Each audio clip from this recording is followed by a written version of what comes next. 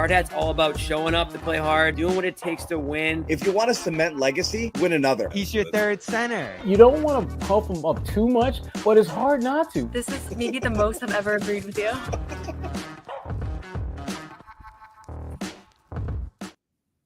Hey, Boy Manning here. Welcome to the Garden Report, Monday edition, afternoon edition here. We have a great guest on, Drew Hanlen, going to join us in just a second here. And we get Celtics Heat tonight as well down here in Miami, hence the hat. So quick one to get this out of the way. Prize picks. Of course, I bet a lot of people had fun on prize picks last night with the big game, but basketball season's still on here, and they still will give you $50 instantly when you play $5. Head over there to Prize Picks. Basketball season and All-Star weekend specifically, which I'm going to be at. A great time to go over to Prize Picks, the best place to win cash while watching your favorite players during the game and the Saturday night events. Jayson Tatum's going to be out there, Jaylen Brown as well. The three-point contest is going on. No Peyton Pritchard, as he just told us, across the street here in Miami, but a lot of fun action going on over in San Francisco. Again, we'll have coverage of that and plenty of opportunities to pick more or less on your favorite players over there and for the rest of this basketball season. So again, use that code CLNS, get $50 instantly for All-Star weekend. This weekend coming up, just a couple Celtics games left as well before that over on Prize Picks. So download that today. Prize Picks, run your game. And today we are talking to NBA skills trainer Drew Hanlen, who I've wanted to have on the show here for a long time, and he has a great event coming up in Boston tomorrow, but tonight he's in Philadelphia. Welcome in, Drew. How you doing? Great to have you here. I'm trying to stay warm. You got a hat on, you know what I mean? I'm over here just bundled up and stuff like that, so I'm jealous of you being in Miami for sure. Yeah, it's been long awaited on the schedule here, and there's another one next month. I'm going to be pushing my boss to send me the next one as well, but I always enjoy it down here. Always love this trip. This is always the one I got circled on my calendar. Great to have you here, Drew. Tonight, event coming up in Philly, but the big one's Boston tomorrow. I was just asking you off air, is it out there yet, the special guest who's going to be there? I guess you couldn't keep it secret for too long, could you? Well, it was funny because I put special guest in Boston, said Celtics fans, and then like on the cover, it might have, Joel Embiid and Jayson Tatum. So people that knew how to do any bits of investigating were quickly to find out who the special guest would be. But no, I'm super excited for it. To be honest with you, I'm doing a book signing in Philadelphia with some of my guys tonight, which will be really fun for the Sixers fans just to be able to connect and sign stuff. I'm going to St. Louis on Wednesday, which will be fun to see family and friends and people that I grew up with. But, the highlight's going to be tomorrow night, Tuesday night.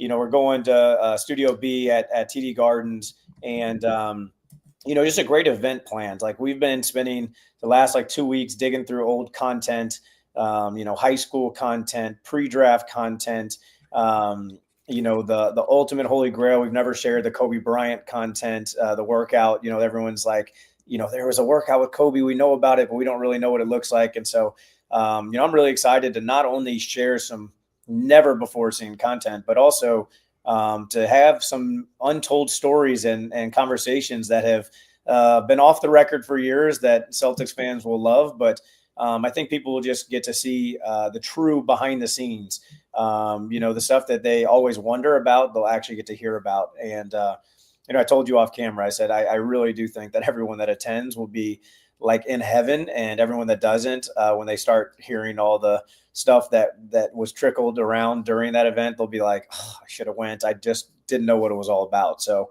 I'm really excited for tomorrow night and just really excited for the book launch in general. It's cool. And in a couple hours, I get to see my book in a Barnes & Noble for the first time, which is, it's been a long process writing the book, but I'm super excited for that moment as well. Yeah, I think I heard you were doing it a couple years ago. We were chatting. And I was like, all right, is it ready? Is it ready? Is it ready? And you're doing all your stuff. You're doing all your training, everything like that. How did you find the time? It was hard. To be honest with you, everyone asked me like, oh, you had a ghostwriter. And I'm like, no. I mean, I hired somebody originally to ghostwrite. And what I realized quickly was I wanted it to be in my voice. I wanted it to be in my tone. And so I had a gentleman that like helped coach me along the way as far as like helping making sure everything was, set the right way. And we wanted to make sure that everything would flow together. And it was no different than, me. Like I always say that like I'm in the background helping these guys try to get results, but it's ultimately them that are getting the results, whether it's the work they put in, the work they don't put in, the results are going to show, And so it was a long process just because, I wanted to make sure that the book was readable, which a lot of basketball players do not read books. And so I was like, the first thing is I wanted to make it very simple, very short section so that you can pick it up, put it down, pick it up, put it down. Second thing is I wanted it to be very direct. I did not want it to be like a story that could be 500 words, be, 3,000 words. And so I kept trimming the fat and making it shorter and shorter out of respect of the reader's time. And then the third thing is I wanted it to be, something that actually drove action. There's a lot of books that people pick up and they don't get inspired right away, or they don't get motivated right away, and they never finish the book. There's also some books that you pick up and you like, and you say, oh, that was a good book, but you don't change because of it.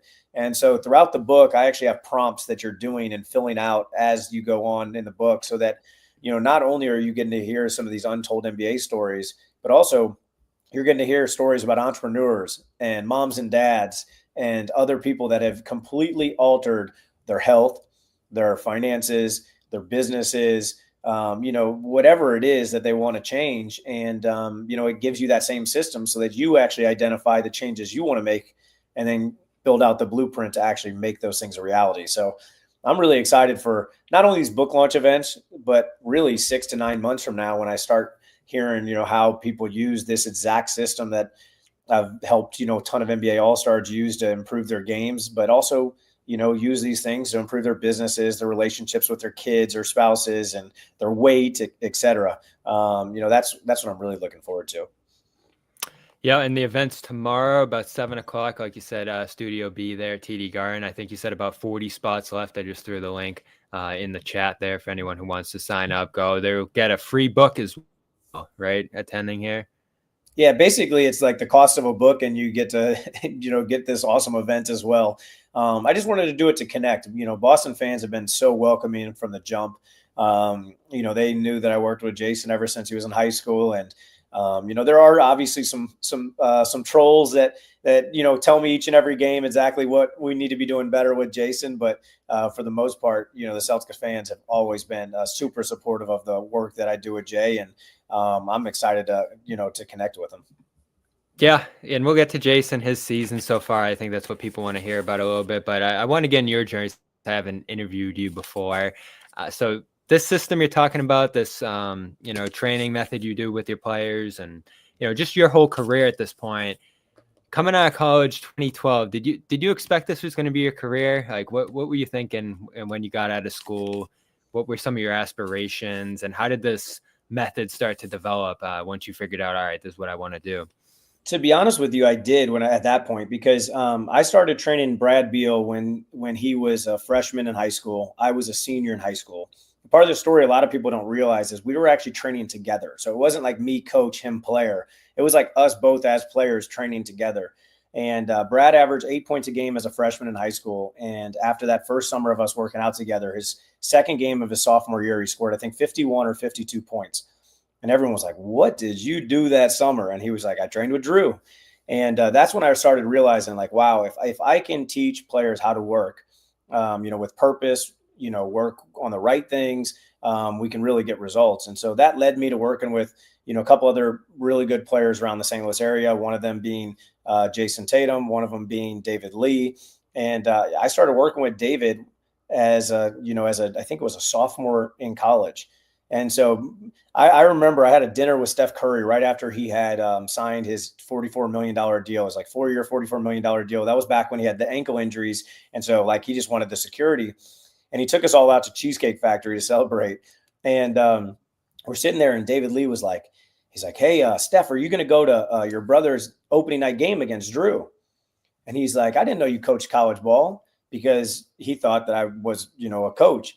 And he's like, no. He plays for Belmont, and they're opening up his senior season at Duke. So Drew is going to be guarding Seth, and and we should go to the game. And I remember him like pausing for a second. He's like, time out. Wait, you still play college basketball? And he's like, David, well, first of all, why would you ever listen to a mid-major college basketball player?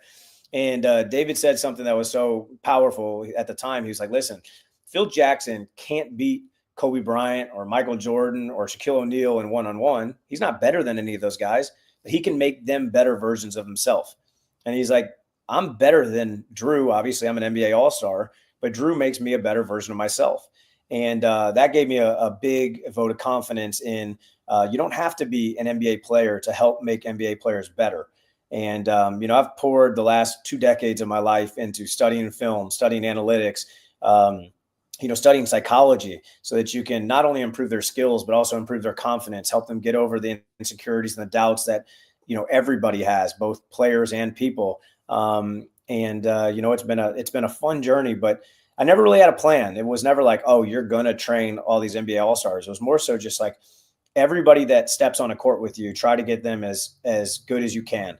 Whether it's a kid picking up a basketball for the first time, trying to fall in love with the game, or whether it's an NBA All-Star that is trying to become an MVP or a champion. Like it doesn't matter to me. I'm going to pour into that player. And, there's no such thing as a perfect training program. The goal is just to constantly try things out. If they're working, do more of what's working. If they're not, do less of what's not. And then just constantly refine the process until you get the results that you're after. And so I've been very pleased with the results that a lot of my guys have gotten. One of the things that we always talk about, though, is there's always another level. And so we're constantly seeking out ways to improve and enhance their game so they can reach those levels that they haven't touched before. Do you remember the first time you met Jayson? I do. Yeah. Like, I know in the Starting Five doc in the Netflix series, like they kind of touched on the relationship. Brandy had reached out to me and asked me to work out. Originally I said no. He's like, I think he was in 8th grade at the time. And they called in Brad Beal and were like, hey, Brad, can you get your trainer to like give Jayson a shot? And, I remember that first workout. Jayson, in his forward in the book actually talks about it. He's like, I had to leave the gym a couple times to throw up. He did. He was like, and he's 13 years old at the time or whatever, freshman in high school is. And so, that moment stuck out with me. And I the only thing that I really remember is I remember him coming. I remember him, going outside. I do remember him going outside. I don't remember him throwing up. I remember him like saying he needed drinks constantly, which then he told me, he's like, I didn't want to tell you I was going to throw up because I wanted you to take me on as a client. But I do remember the phone call I got from his mom.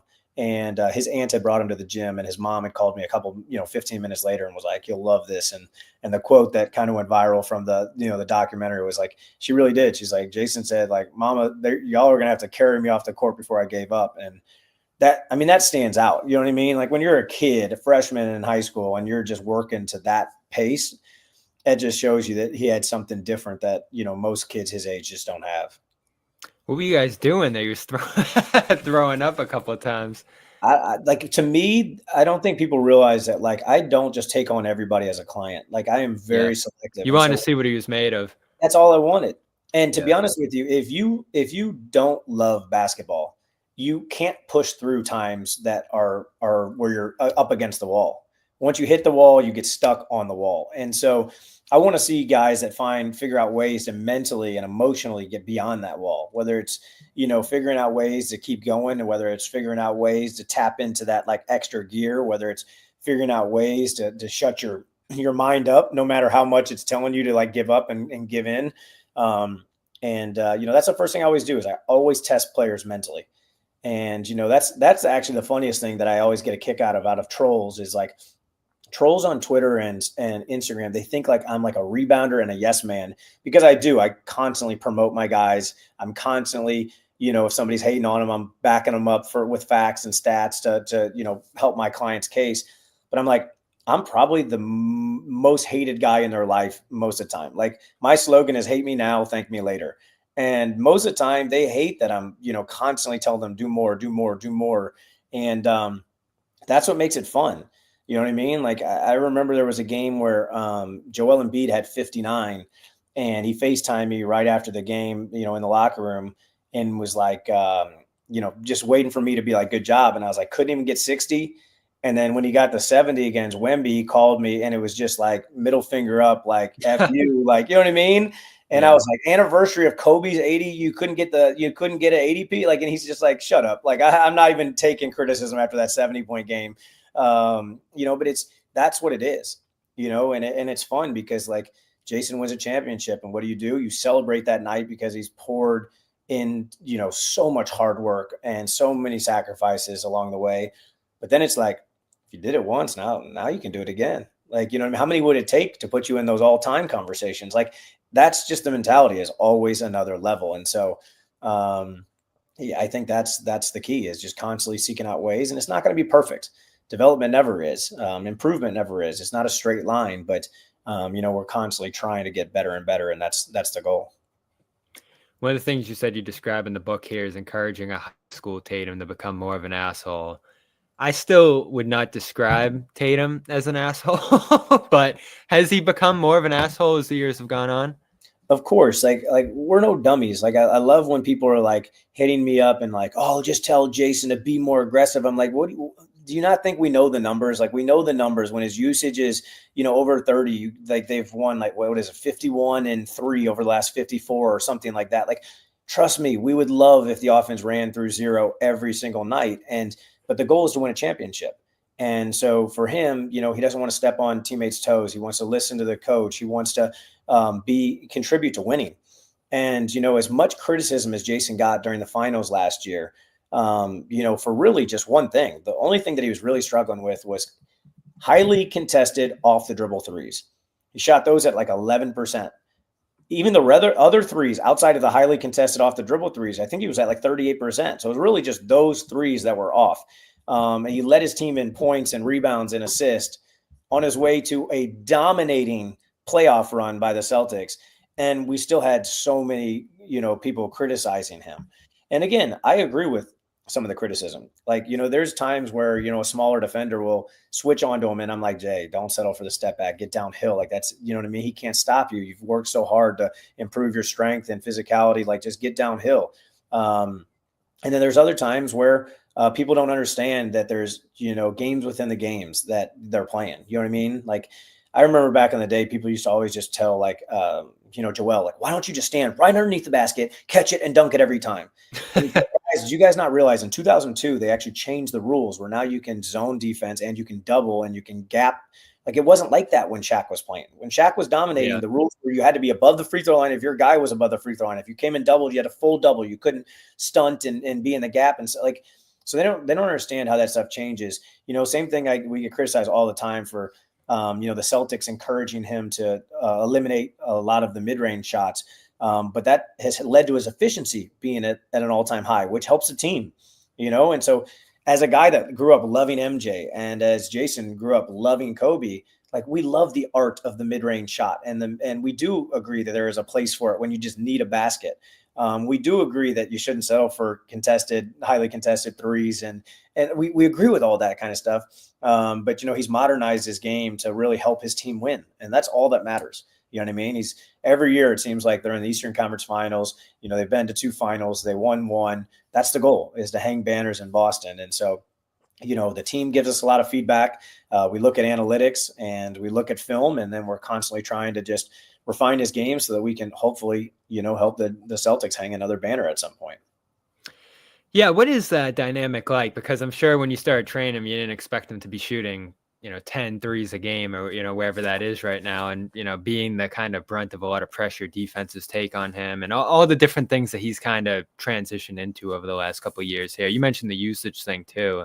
I asked him about that earlier in the year. I'm like, when you look at numbers like that, does it kind of feel like, all right, I need to take over more. I need to do more, given that the numbers are what they are when his usage goes up and the record's not great when the usage goes down. I know that's kind of a self-fulfilling prophecy a little bit, because obviously if he's making shots and all of that, the usage is going to go up. And, if the shots aren't going in or there's just not the stats, the usage is going to go down. But it is so stark that you wonder, like, all right, how do you avoid going into that takeover mode when obviously they want him to be more amicable and getting guys involved and all that too? And that's obviously a part of his game that's improved so much and is, impactful too. But everybody watches the MSG game the other night and they're like, whoa, like this is what we like to see. But, you got to keep guys involved too. So from your perspective, how have you struck that balance in terms of his approach?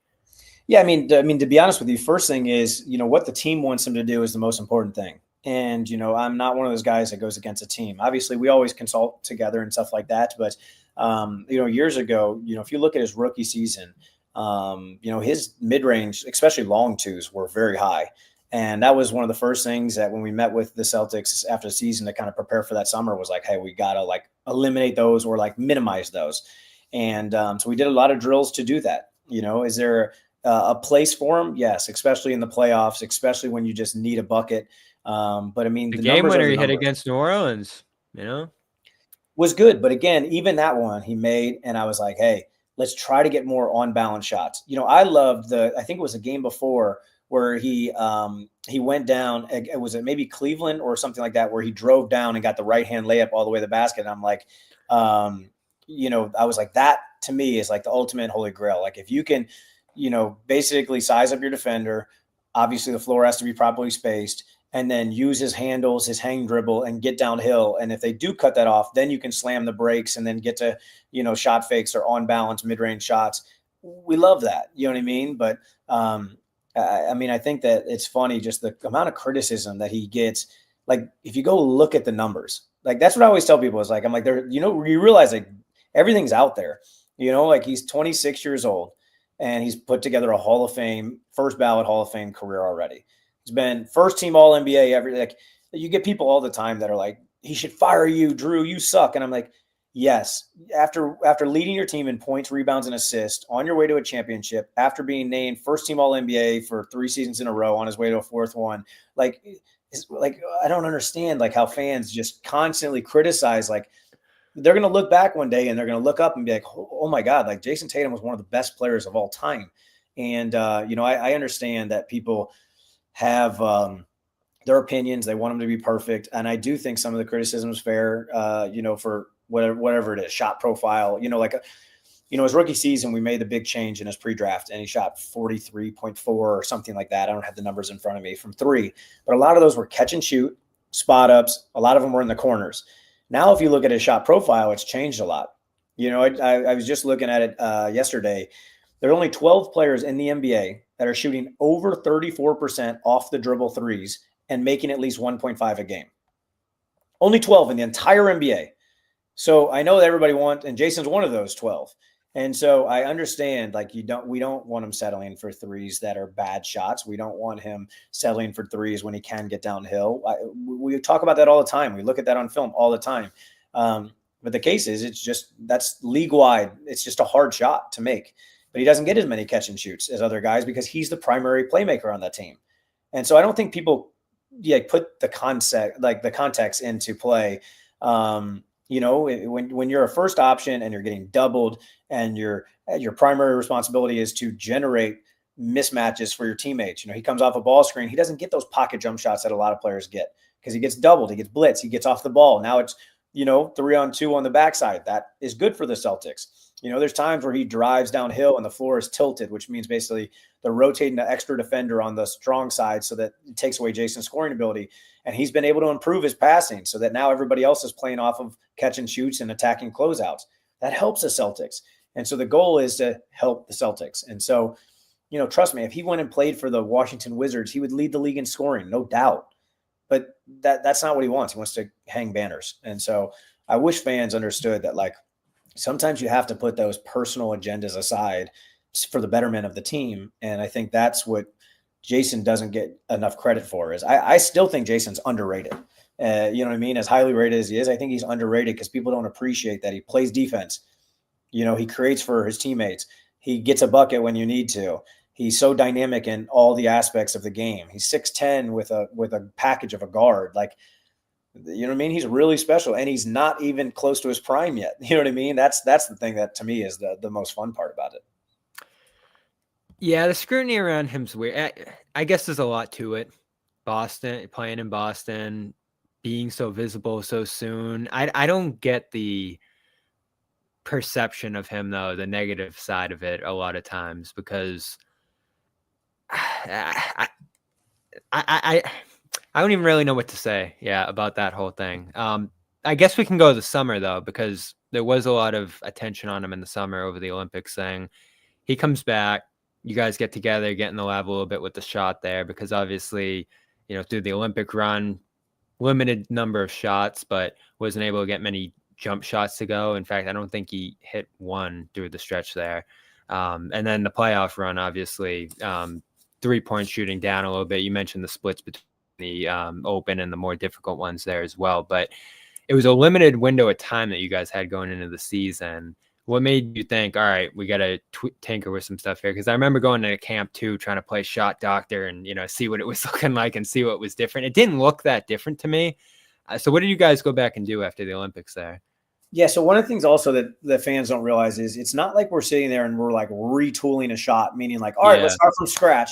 It's literally like we love what his shot looked like in his rookie season. We had a dedicated 3-month time period where we were doing 2-a-days. We were shooting 1,000 shots a day. We were like, it was perfect. Yeah. How has it evolved over time, you would say, like even to that point? Yeah. I mean, what happens is when Jayson was younger, he had a shot that was way over his head. And you notice that like he would circle his elbow and then it would be way over his head and then shoot it and had a really high pocket. And so then in pre-draft, we lowered it. And that really, improves your arc, which allows you to have more room for drop angle, which allows you to have more room for air, basically. And so that was great.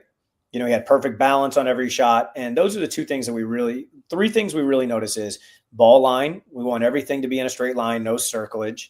Second thing is we want the ball on the way up to shoot. So that means like basically lower pocket shooting, not like a pause and then like a forward shot.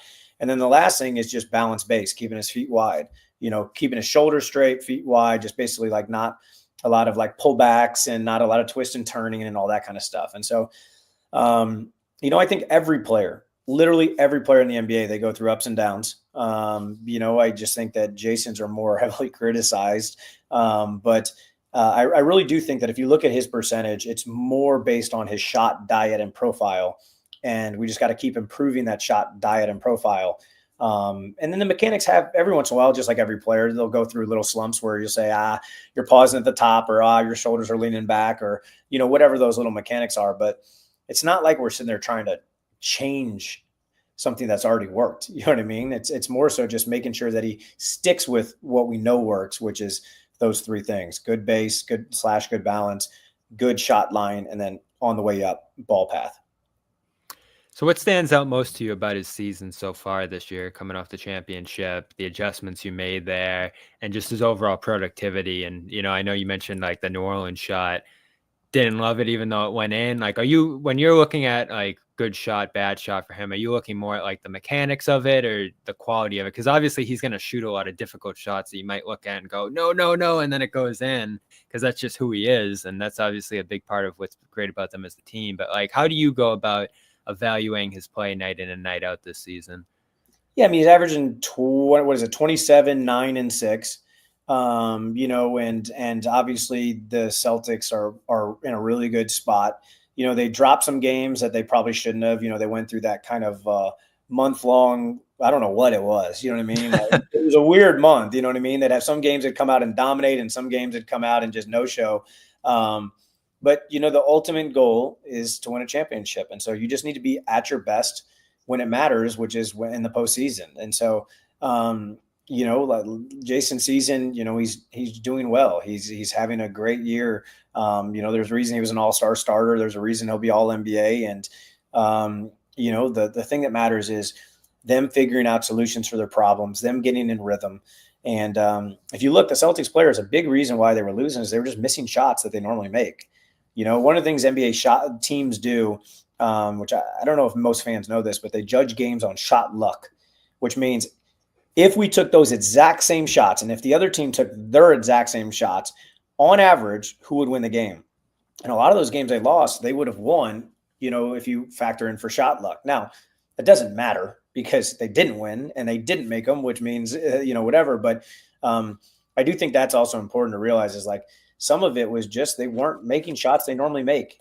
And, and so I do think that the Celtics are in a really good spot. They have a great chance to go back and kind of, put themselves in a position to compete for another championship. And I think that obviously, Jayson has made strides in certain areas, and we just got to keep it rolling, and hopefully they can put together another string of wins when it matters. So you mentioned a lot of untold stories coming tomorrow night in Boston. The Kobe thing stands out to me. I wasn't covering him at the time when his relationship with Kobe formed, and he was a mentor to him early in his career. But it is something I think about a lot, just because of obviously what happened with Kobe, dying in 2020. That probably being an impactful moment early in Jayson's career, losing a mentor like that, and a guy who he idolized growing up. Obviously, I don't think you probably want to give away some of the stories you're going to tell tomorrow, but the Kobe relationship for Tatum in general, how important was that? And what lasting impact do you think that has had on his career? Yeah, I mean, I think growing up, like, he idolized him. You know what I mean? He was somebody that inspired him to chase greatness. He was somebody that brought love and joy to the game for him. And he's somebody that he studied. He studied a lot of Kobe's game, and you see a lot of his, the traces of his game in Jayson's game. His footwork, his versatility. A lot of the things that he does are very Kobe-like, and that's by train. You know what I mean? Like, he literally worked on that stuff, and so I would just say that, like, having the chance to work with your idol, somebody that you looked up to, is like a full circle moment that, was a great experience for him. And, for me, it was awesome too, just to be able to see, Jayson and him interact. Were you there for a lot of those workouts, meetings? So this is what people don't realize. He only did one workout with Kobe, only one. Okay. That's it. And so he did that one workout with him, and obviously, were you there for that? I was, yeah. We did all the workout together, so it was a real cool moment to be there. And like I said, I mean, I don't want to speak for Jayson. Jayson's obviously made it very clear how much Kobe's meant for him, and I was appreciative that I was a part of that workout, because it was also a full circle moment for me, from like going from watching film with Jayson, teaching him how to jab like Kobe, how to fade like Kobe, how to operate in the mid post like Kobe, how to like do everything like Kobe. And then we're out there with Kobe doing all the exact same skills that we had already worked on. It was just cool when he would throw something at Jayson, and Jayson would be like, okay, and just start repping it out. And Kobe's just like, wait, how are you doing all this? We're like, we've already stole all of your game, and I think that was something that always stood out to me, was like how prepared Jayson was, just because he had been, training like this, his entire life. Yeah. Did anything stick with you from that in terms of his process, the way he works? Did you pull anything from that you kind of use or, think about to this day in terms of your process? Yeah, I would say the biggest thing is just system. You know what I mean? Having like your go-to option, then your second option, then like almost like a process, instead of like, all right, I have this big bag of tricks, more of like, what's my go-to? And then what's my counter to that? And then what's my counter to that? So more of a system of attacking, instead of just like a bag of tricks that you kind of are scattering and randomly using. The book's out tomorrow. You can get it on Amazon. You can buy it wherever books are sold. Obviously, if you're in Philly, event going on tonight there. Boston tomorrow. Still some tickets left. I put the link there in the chat. What's your favorite part of the book? Story in there, section? Like, what when you writing it were you like, all right, I'm excited to write about this section, my favorite part? Like, what were you most excited to put pen to paper on when it came to any part of this book? You know what? It's funny, because there's a bunch of untold NBA stories that are very cool. That's what most people will come for. But the truth is, my favorite part was writing some of the personal stories, because there's one story in the book. It's one about my dad and one about another dad. And for my dad, he basically finally made the decision to commit to his health and lost 90 pounds in a calendar year using the system that I outline in the book. That's so cool to me. You know what I mean? The fact that he probably saved 5 to 10 years of his life by losing that extra weight that would have caused health problems later on if he didn't address it. And there's another story in the book about another gentleman who, his daughter needed a kidney, and he wasn't able to give up his kidney because his health. And he reclaimed his health, lost 100 pounds in 6 months, and basically was able to get on that operating table and donate a kidney to his daughter. And it just, that to me means the most, because it really shows people that they have the power to make changes. And, we have all these people, even some people in the comments right now that like constantly criticize these athletes about like what little tweaks they want to see and what changes, but yet they are constantly stressed and struggling with their finances, with their relationships, with your kids or their spouses. They're struggling with, their own weight. They're struggling with, their inner peace and their happiness, whatever whatever those struggles are. And I hope that it gives them not only the confidence to actually go all in and try to reclaim that peace, or reclaim their financial freedom or reclaim that relationship that they once loved or had, but also it gives them a strategy to do it and a system to do it. So that's my favorite part. You know what I mean? I trust me, the NBA stories are going to get shared, right? You know what I mean? Like those are the ones that are going to be the highlights. But I think the meaningful ones are the ones that really are going to hit the moms and dads and the kids and motivate people to actually stop BSing themselves. If I'm being honest. What's one big change you've had to make in your life to stop BSing yourself? You know what one big one was, and it's funny just because I think it's so important. I stopped caring what people thought. And, when I first started being a trainer, I put out a lot of content because then people would be like, wow, there's Drew. Like Drew, yeah, I wanted people to give me credit. When my players would struggle, I'd be like, that's my fault. Like, and then when people would say it's my fault, I had to try to like prove them wrong by like, helping the player. And I just realized like, you have to detach from that. Like the results are the results. And, that mental clarity opened me up and freed me up to, be a lot better skills coach. You don't worry about what the media says. You don't worry about what the fans say. You don't worry about what the haters or trolls say. Most of the time if somebody says something stupid, I just block them now.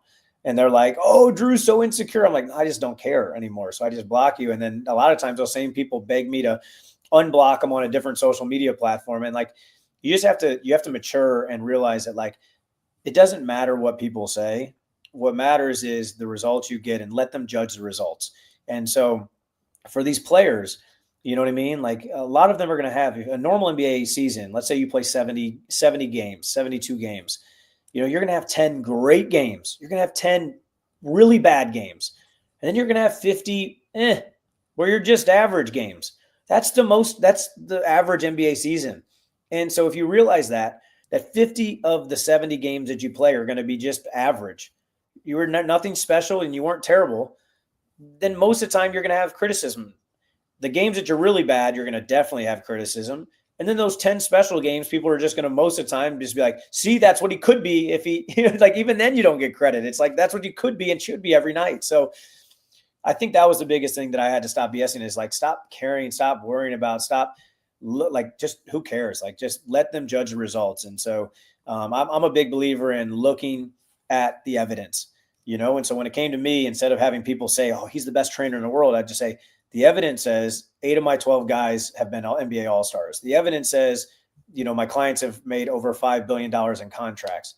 The evidence says that, a lot of these guys have personally shared stories with me that have helped them on and off the court. And that's enough. And so I think that, that's something for me and for a lot of people that I think is important. We shouldn't worry about the outside noise. We should just really focus on the inner peace. And as long as you love the life you're living and know that, you're a good person doing whatever you're doing, I think that's when you're ultimately winning in life.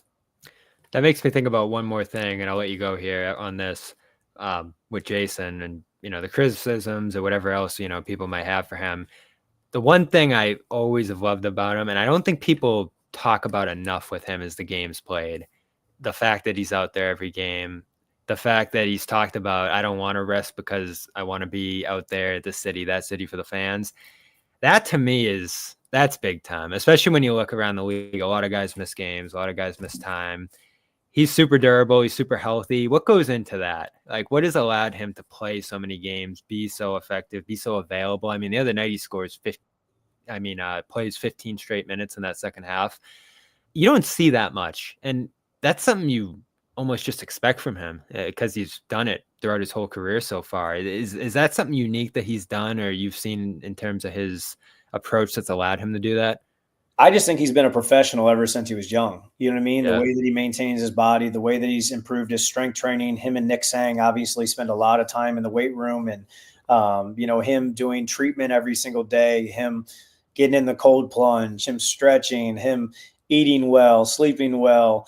him avoiding, toxic friendships and relationships so that nothing drains him off the court. Like, it is very underrated how professional he is.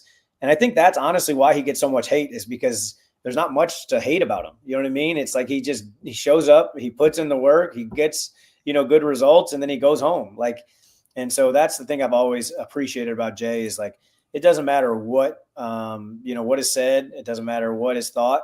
He's going to show up every day, put in the work, be a professional, come to work. And he also has the mentality that, I can push through when a lot of other people don't. There's a lot of other people that have little nagging injuries, and they might say, I'm going to shut it down tonight, or I don't want to play because it might mess up my stats, or I don't want to play because then I'm going to get blamed if I don't play well. He doesn't care about any of that. He's just like, if I can play, I'm going to play. I'm going to try to help my team win. I also want to be a good role model to everybody that looks up to me the same way I looked up to Kobe and other guys before me. And so, again, I think one of these days, people are going to look back and start appreciating, really what Jayson Tatum is putting together, because it's going to be a special career that I really think is going to be one of the all-time greats. We moved into 10th in Celtics history in scoring at MSG the other night. And if we know Jayson, he's questionable tonight, we'll probably see him in Miami. Celtics Heat tonight. We'll have coverage of that 7:30 here on the Garden Report after live. All-Star break fast approaching. Jayson will be out there as well once again for All-Star weekend, and we'll have coverage of that as well. But tomorrow, if you're in Boston, make sure to head over this. About 40 spots left for Drew's book event. Stop bullshitting yourself out tomorrow. I can't wait to read it, Drew. I've been looking forward to this for a while. I've been asking you about it. Where is it? And it's finally out tomorrow. I'm excited. Yep. Tomorrow will be a special event. Like I said, I look forward to connecting with the fans. I think it'll be a very opening experience. And I think that the people that, say, he's just doing that to sell books, they don't realize, like, you know what I mean? Like, the event itself is better. The book is just basically an add-on. So it'll be a really cool event, and I'm excited to connect with anybody that decides to pull up.